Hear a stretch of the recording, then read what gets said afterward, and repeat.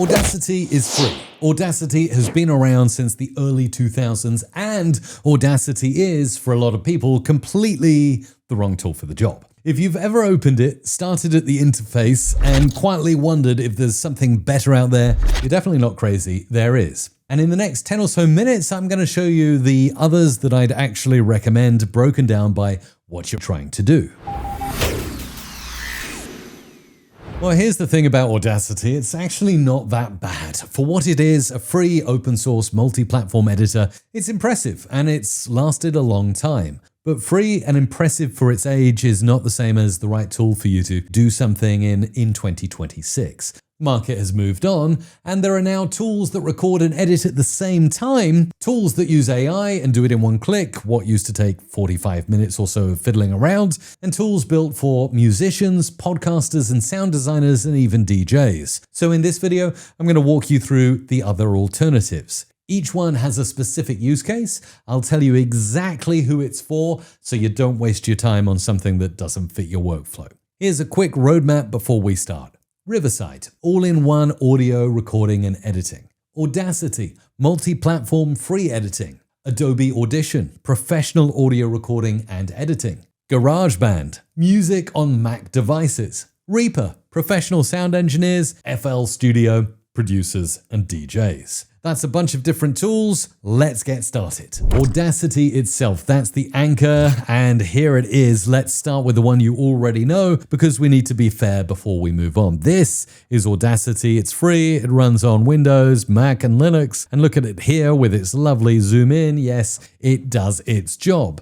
If your needs are simple, like recording a little waveform here, a bit of audio, like a voice memo or something, maybe we can trim the ends by hitting Command or Control T. Boom, I've trimmed the ends. And then we can go to the File menu and we can export the audio to either cloud or on my computer to an MP3 file. It does just that. It does it slowly with a slightly dated interface, and you'll need to learn what a de-esser actually does to make stuff sound good, but it works. Where it stops working is where you want speed, you want AI helping you, you want to do video, or you want to do anything else beyond just linear audio editing. That's where the next tools come in. It's the one I'd point most creators to first because it solves the problem that Audacity doesn't even try and solve. Riverside here isn't just an editor, it's an all-in-one platform. So you can record, as you can see here, and you can publish as well, all in the same place. If you've ever recorded in one app, then exported, pulled it into another app to edit, exported again,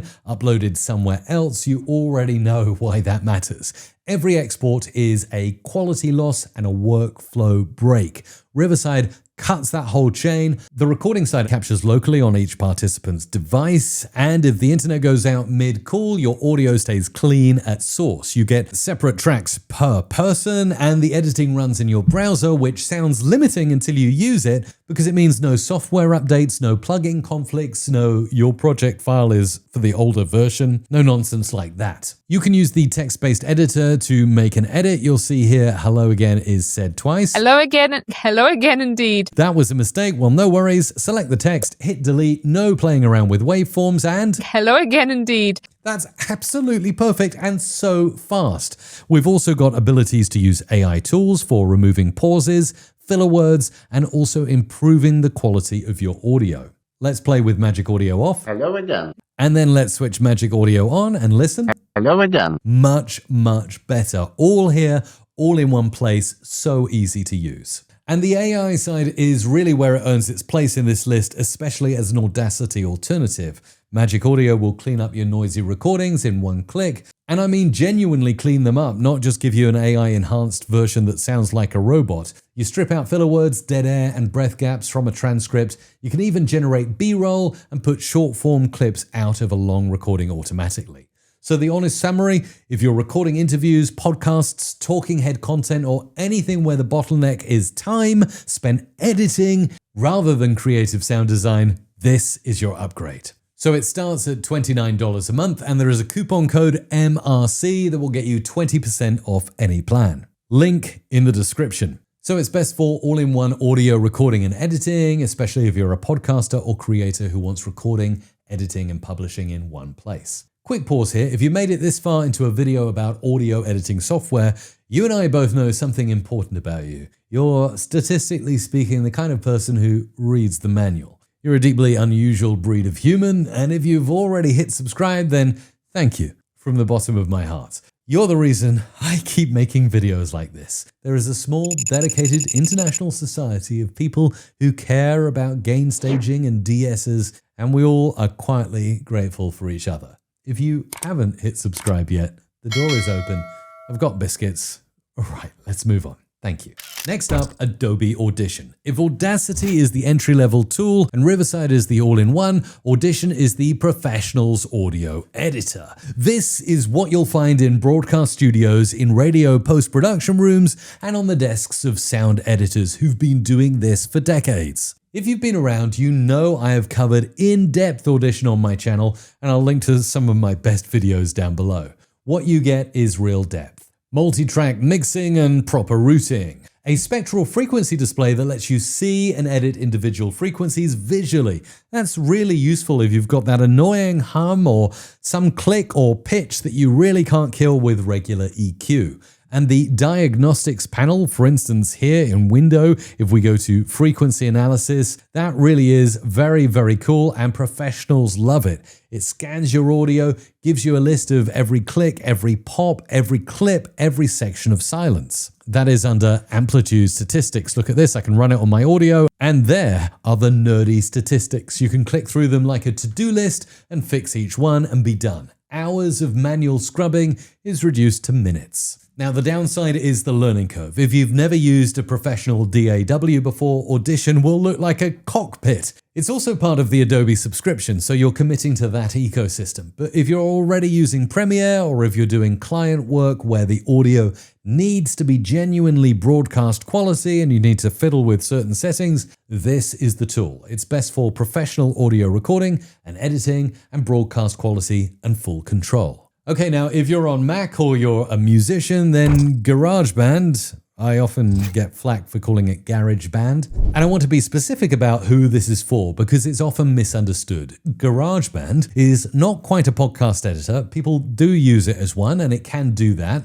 but you're kind of using a Ferrari to deliver pizza. What GarageBand actually is Apple's free entry point into music production. You get a proper DAW with virtual instruments, drum machines, loops, MIDI settings, software synths. It's free, it comes pre-installed on every Mac, and the interface is genuinely beautiful. Apple designed it to be inviting, and they nailed it. I'm going to click drummer here, and I'm going to create a virtual drummer. And look at that, in one click, it's made me a virtual drummer.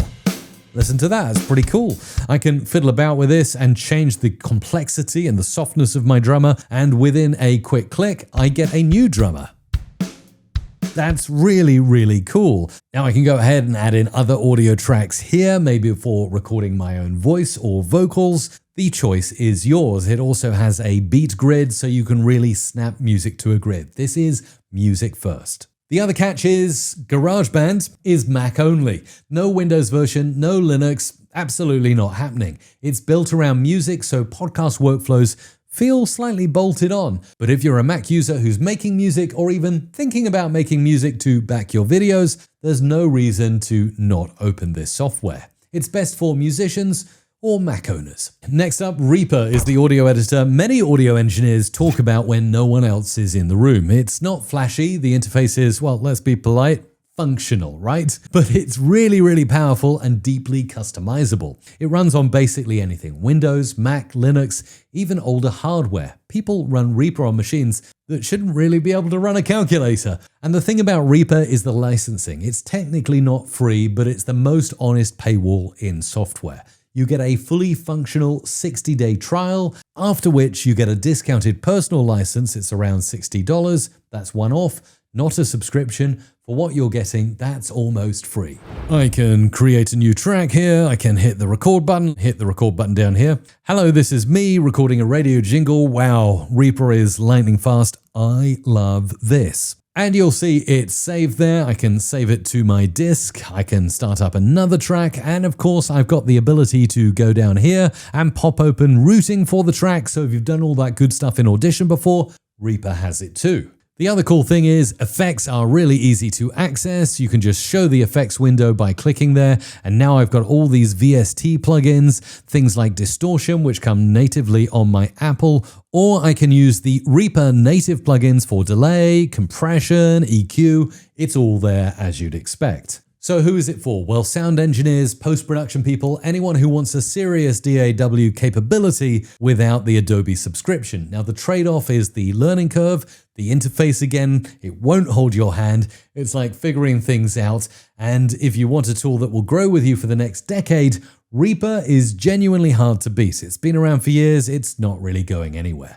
Best for pro sound engineers. And finally, FLStudio. If GarageBand is the entry point for Mac musicians, FLStudio is definitely the deep end. This is what a lot of pro producers, beat makers, and DJs actually use to make the music you hear on the radio. Hip hop, EDM, trap, pop.